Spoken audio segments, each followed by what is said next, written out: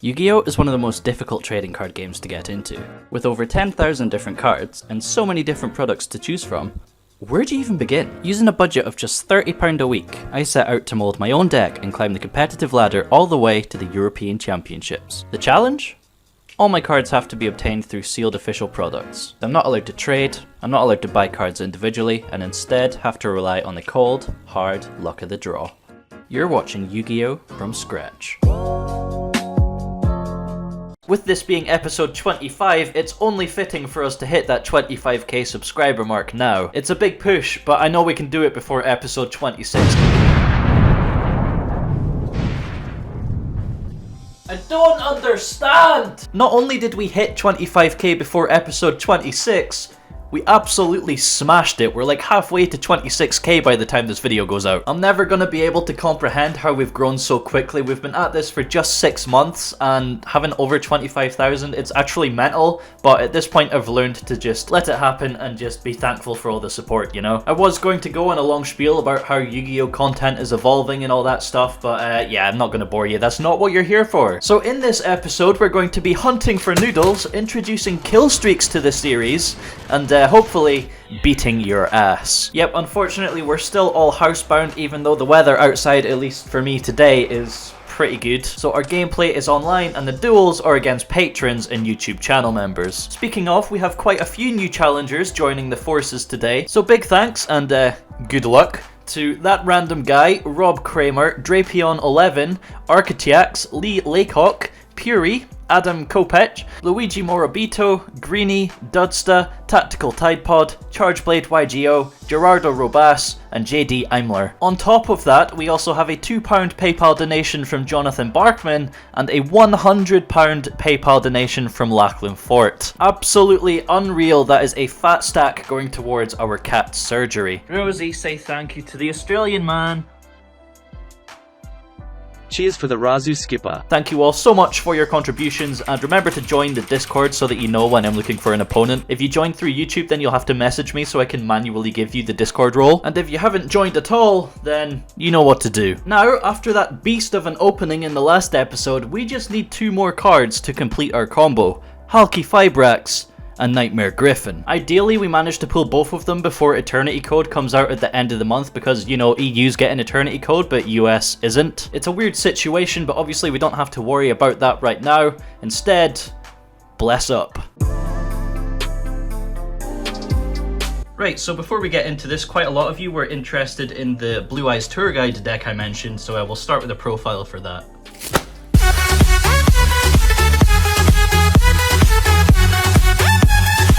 Okay, so if you remember in the last episode, we actually went over budget by a whole 50 pence. So we're going to address that in this week's budget. We're going to start with £29.50, minus £20 for this little box of Duel, and another £7.50 for a Cybernetic Horizon Special Edition.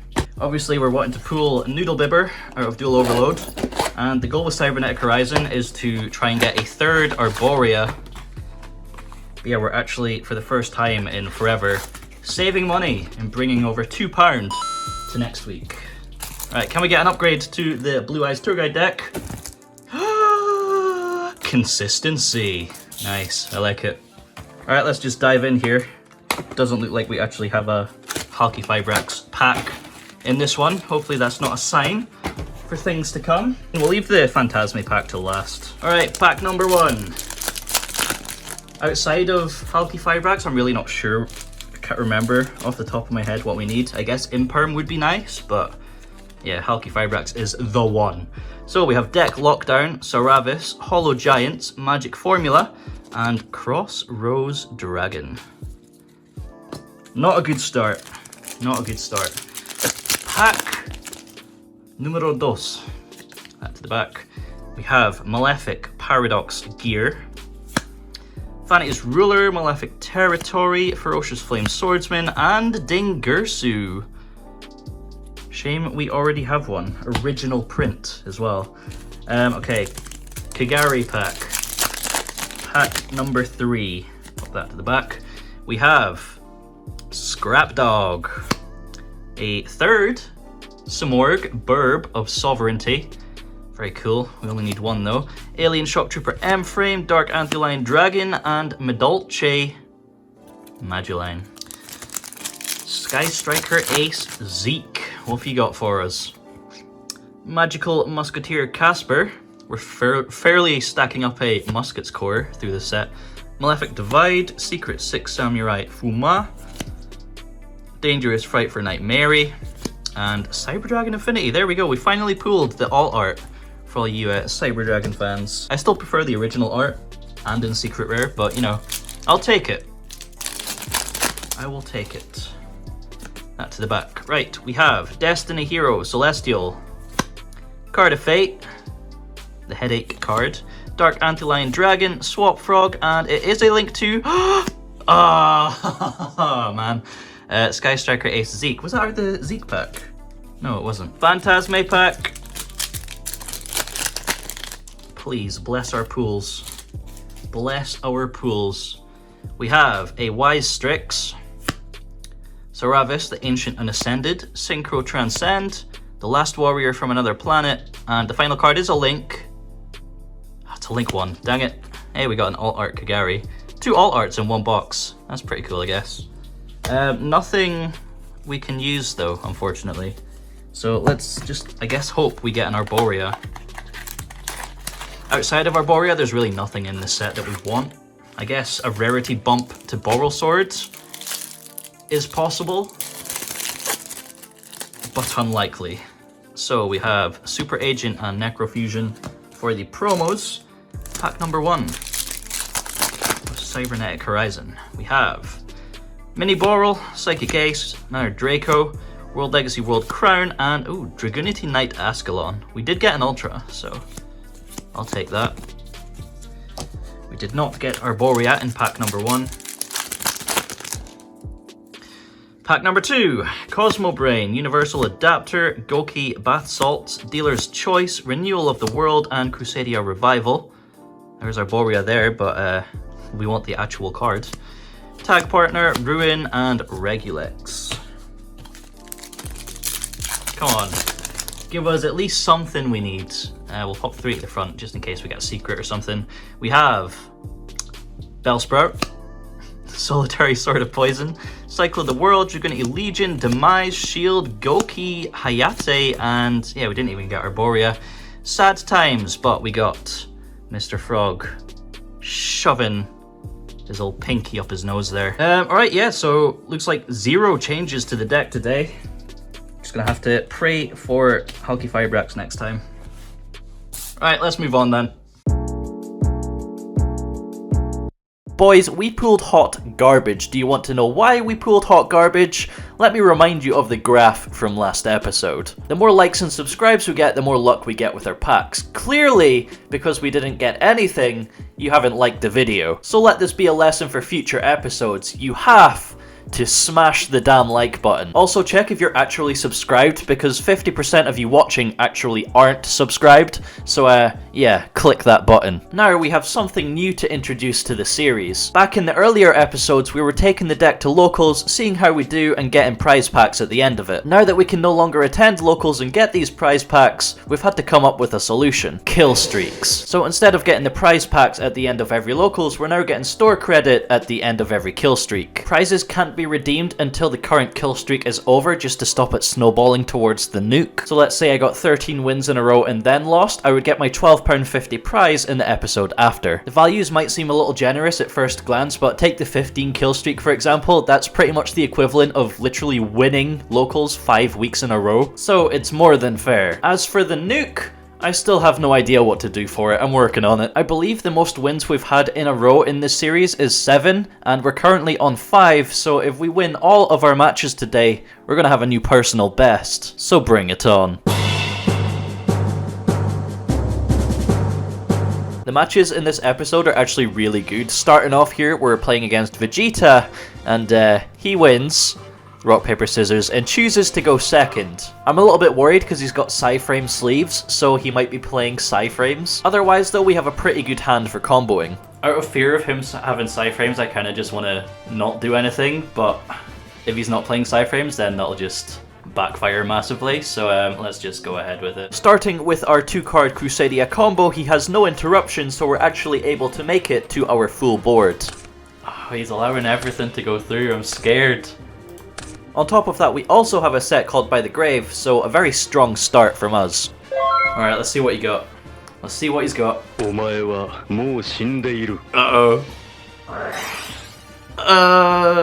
Not only does he start with the main decked Dark Ruler No More.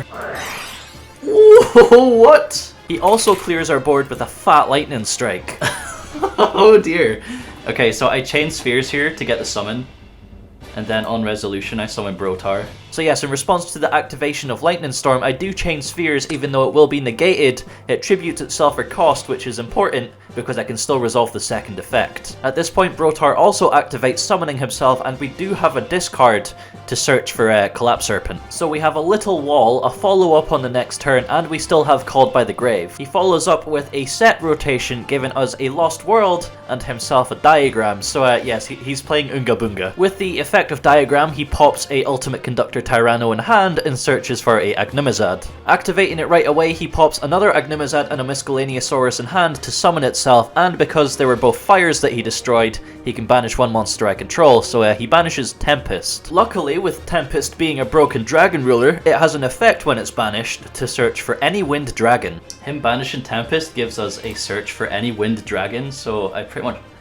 my only target is Draco, so I have to search for Draco. Using the effect of Miscellaneousaurus and Grave, he manages to summon a baby from the deck and clears my Brotaur in the battle phase. Then, in the end phase, baby summoned by Miscellaneousaurus' effect gets destroyed, but here's where our Called by the Grave comes in handy. Top decking a Dragon Shrine for turn is very nice because we used Quick Launch to summon Tracer in our combo, therefore we didn't have to make Striker Dragon or send Absorouter. So if we send Absorouter with Dragon Shrine, we can search for Recharger and make Striker Dragon to summon it from hand. With absolutely nothing to worry about on his side, our win condition is literally just Boral Sword and any decent attacked monster. So yeah, I need to get the materials on board, and I do figure out that line of play. So Boot Sector Launch summons Recharger from hand, we then summon Collapserpent from hand. Linking into Romulus, we get a search for Ravine and Wyverburster, summon Wyverburster and summon Spiral from Grave because we control 2 or more light or dark dragons. Boom, bam, bop, bada bop, boom, pow.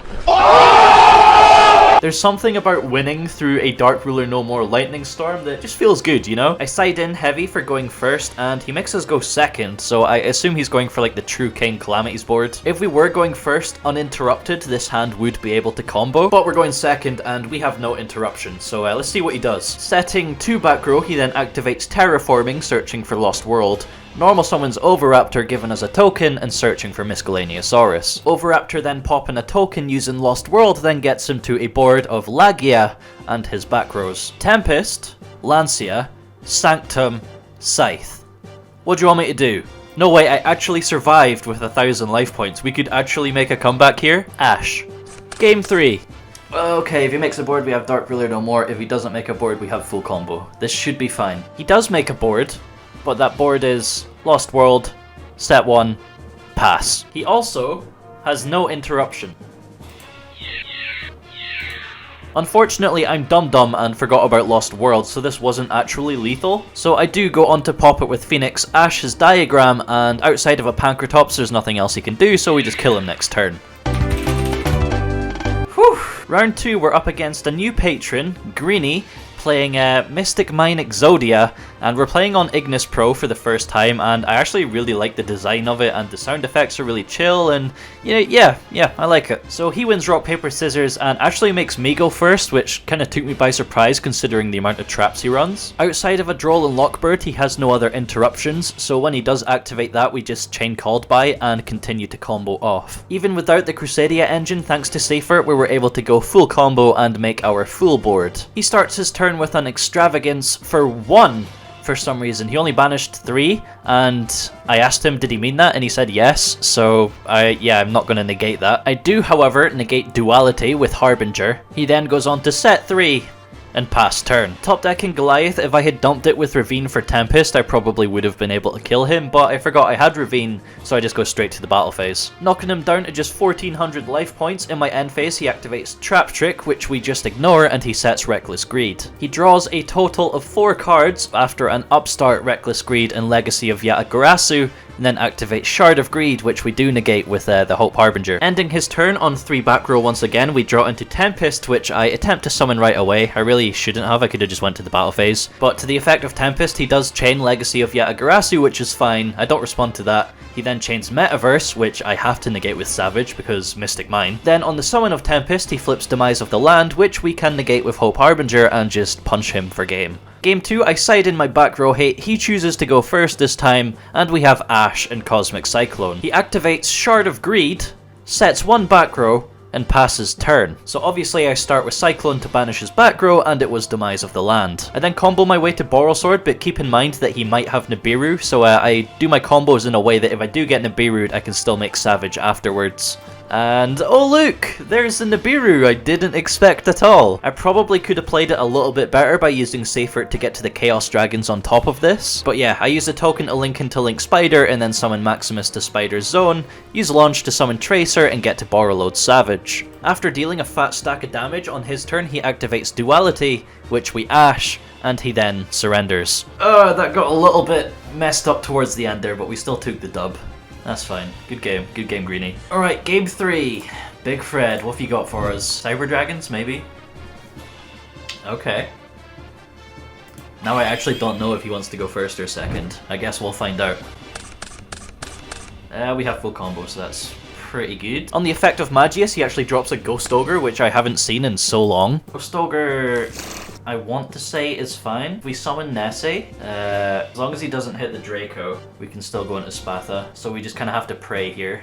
Actually, no we don't. We could Shrine for something to summon Wyverburster. So we dump Absorouter, search Tracer, and then just banish the Absorouter. Thankfully, he has no further interruptions, so we are able to go for our full combo and end on the full board. We also have Ash in hand, so we're pretty much set. Oh, right, what's he got?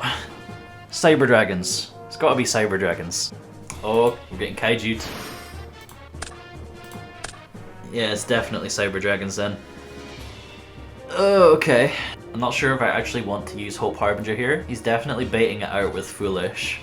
He doesn't know we have Ash, but Ash can hit a lot more. God. We're gonna drop the Ash. Okay.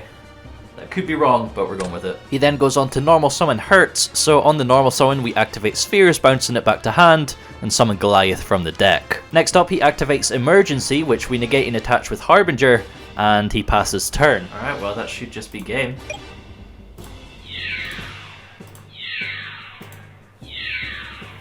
Game 2, he makes us go first once again, and we open full combo. Starting with Leonis, we go into our Magius and then summon Jackalope. On the effect of Magius, he once again drops a Ghost Ogre. So after searching for Draco, I flip Dragon Shrine, and he drops an Ash Blossom. I'm still pretty confident at this point. We can activate World Legacy Guard Dragon, revive Silverrokket, make Striker Dragon, move Striker Dragon, summon Draco, add back Leonis, make Romulus, and continue comboing off. So I flip World Legacy Guard Dragon, target, and Silverrokket, and he drops DD Crow. How many hand traps are you running? Can he OTK us with 3 cards?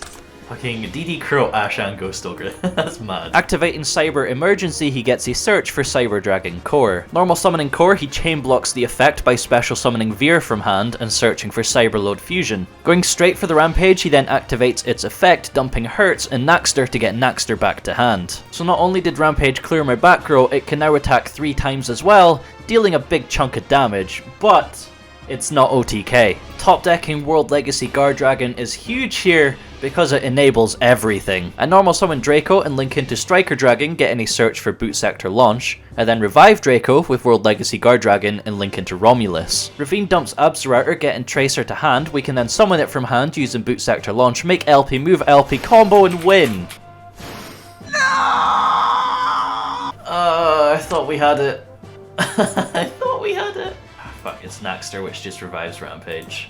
We're going down to game 3, boys. If we win this, we have a new personal best kill streak. If we lose, obviously we've lost the entire kill streak, and our hand is complete garbage. I made him go first, sided in all my going second interruption, and we opened none of it. But things are about to get interesting. He does nothing and passes turn.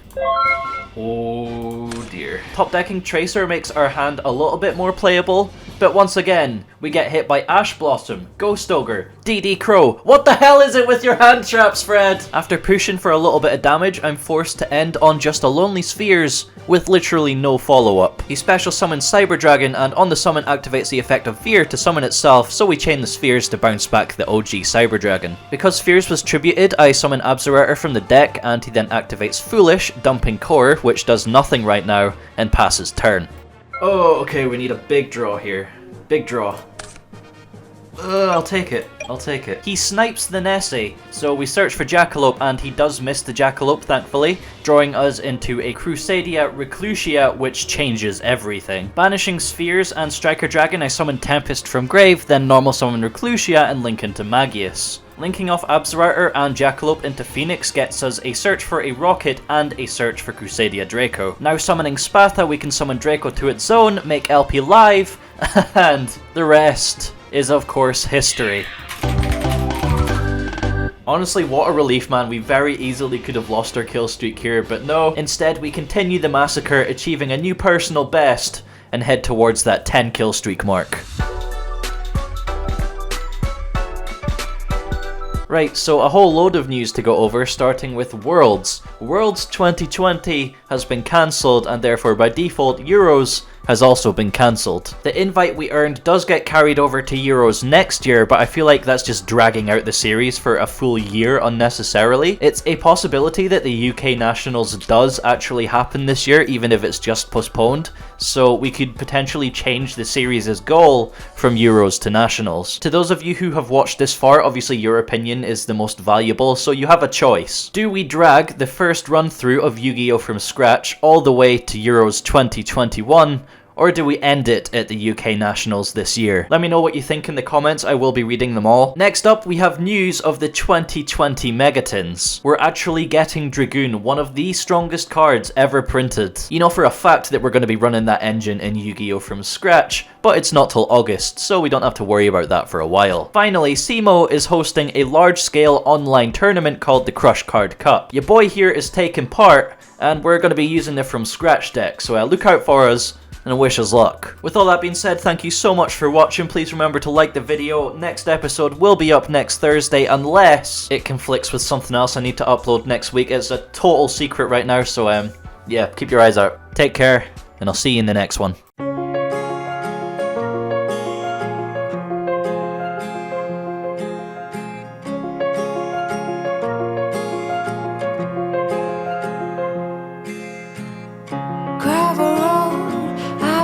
To slow down, fireplace, do you